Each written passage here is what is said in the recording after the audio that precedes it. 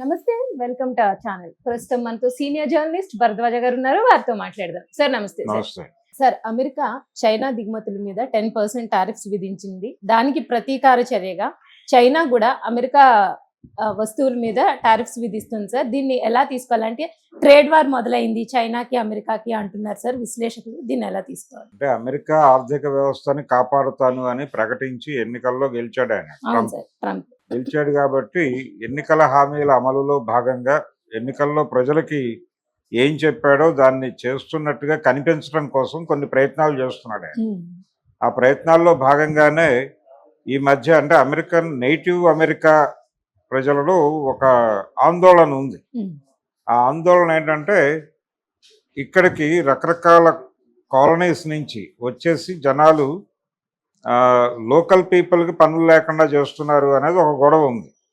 దాని నుంచి మిమ్మల్ని నేను కాపాడుతాను అని చెప్పడంలో భాగంగా అనేక దేశాలకు చెందినటువంటి వాళ్ళని అంటే అనధికారికంగా ప్రవేశించిన వాళ్ళని కనిపెట్టి వాళ్ళ 4 దేశాలకు పంపించేయటం, బేడీలేసి పంపించడం, ఫోటోలు తీసి సర్క్యులేట్ చేయటం, ఈ హడావిడంతా చేశాడు.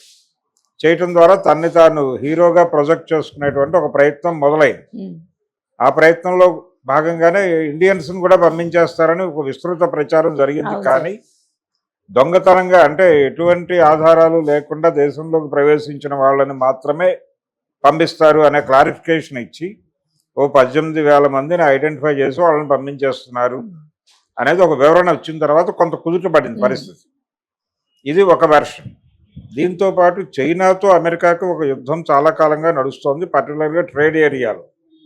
అంటే ఈ రోజున ప్రపంచం మొత్తం కూడా ఎవరు ఏ ఫార్ములా డిజైన్ చేసినా, కంపెనీ ఎక్కడున్నా, ఏ దేశానికి సంబంధించిన కంపెనీ అయినా కానీ దాని తాలూకా స్పేర్ పార్ట్స్ కావచ్చు, ఇతర టెక్నికల్ రంగంలో దాదాపుగా ప్రతి పరికరము చైనాలో ప్రొడ్యూస్ అయి రావాల్సిందే. ఈవెన్ ఇప్పుడు యాపిల్ ఫోన్లో కూడా చాలా దానిలో ఉన్నటువంటి వ్యవహారం అంతా చైనాలో డిజైన్ అయి వచ్చేది.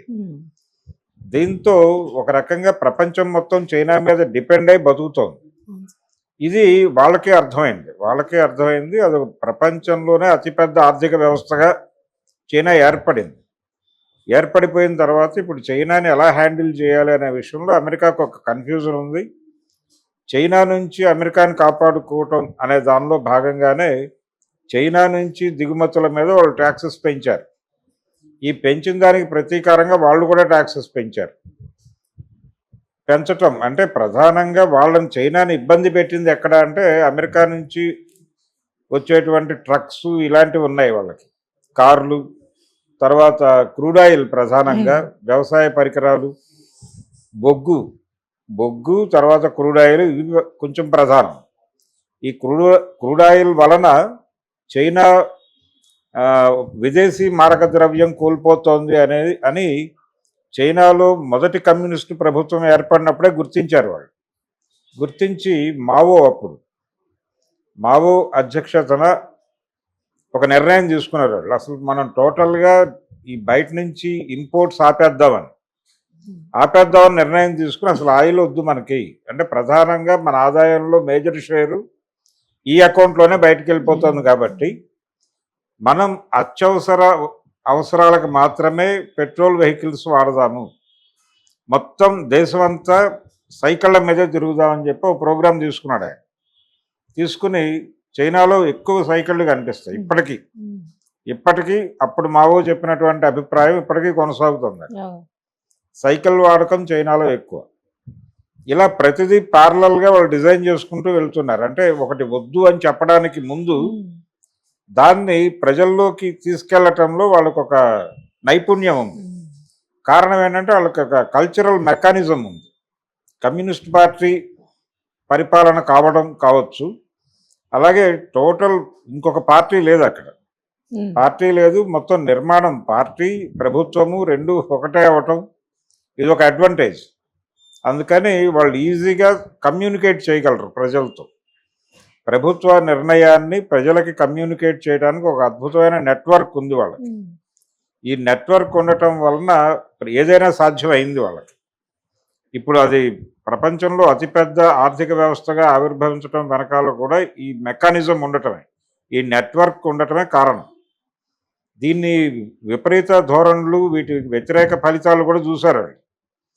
తియన్మెన్ స్క్వేర్లో ఒక పెద్ద నిరసన ర్యాలీ మీదకి ట్యాంకులను పంపించి కంట్రోల్ చేయాల్సిన పరిస్థితిని కూడా చైనా చూసింది ఒకప్పుడు 90 దశకంలో. కానీ దాని నుంచి గుణపాఠాలు నేర్చుకుని మరింత స్ట్రెంగ్థన్ అయింది. ఇప్పుడు ఈ కండిషన్లో వాళ్ళు అమెరికాని కంట్రోల్, అమెరికాకి స్పష్టంగా తెలుసు చైనాని కంట్రోల్ చేయటం అంత ఈజీ వ్యవహారం కాదు అని తెలుసు. కానీ ట్రంప్ గారు ఏంటంటే తన్ని తాను హీరోగా ప్రమోట్ చేసుకోవటం అనే ప్రోగ్రాంలో ఉన్నాడు ఇప్పుడు ఆయన. అందులో భాగంగా కంటి తుడుపు చర్యలు చేస్తున్నాడు.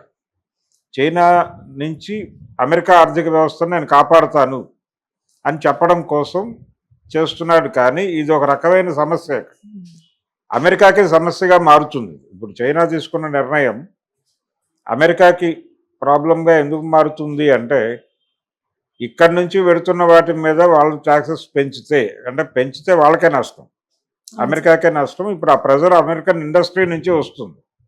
ఎందుకంటే ప్రతి ఒక్కళ్ళు స్పేర్ పార్ట్ల కోసం అక్కడే ఆధారపడి ఉన్నారు, అక్కడే డిజైన్ అవుతున్నాయి, అక్కడి నుంచే రావాలి.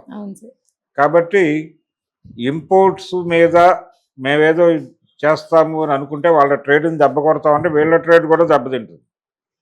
అక్కడ చీప్గా పని అయిపోతుంది, ఇక్కడ మళ్ళీ కాస్ట్లీగా తీసుకోవాలి. ఇప్పుడు ఇండియాతో ఉన్న గొడవ కూడా అదే. ఇండియాలో చాలా చీప్ టెక్కీస్ దొరికేస్తున్నారు, వీళ్ళతో వాళ్ళ పని చేయిస్తున్నారు. రాత్రుల పూట కూర్చోబెట్టి, అంటే ఇండియన్ కుర్రవాళ్ళందరూ కూడా ఇప్పుడు రాత్రిపూట ఉద్యోగాలకు అలవాటు పడిపోతున్నారు. ఈ రాత్రి జీవనము అనేది అమెరికన్ ఎకానమీకి అవసరం, కానీ అక్కడ ఉపాధి అవకాశాలు దెబ్బతీస్తోంది కూడా ఇదే. దీన్ని తగ్గిస్తానని కూడా చెప్పాడు ట్రంప్. సో ఆ భయం కూడా ఉంది ఇక్కడ కుర్రాళ్ళకి. వీళ్ళు ఒకవేళ తలుపులు మూసేస్తే ఏంటి పరిస్థితి అని. ఇక్కడ చాలా కంపెనీలు మూతపడతాయనే ఆందోళన ఉంది, కానీ అది కూడా జరగదు. ఎందుకంటే ఇండస్ట్రీకి చీప్ లేబర్ అవసరం కాబట్టి ఎక్కడ ఉంటే అక్కడ ఎక్స్ప్లోర్ చేసుకుంటూ వెళ్ళిపోతారు. అందుకని అమెరికన్ ఇండస్ట్రీ నుంచే ప్రెజర్ వస్తుంది అమెరికన్ గవర్నమెంట్కి. అసలు అమెరికన్ గవర్నమెంట్ని కానీ ప్రపంచంలో ఏ ప్రభుత్వాన్నైనా నడుపుతోంది కార్పొరేట్లే.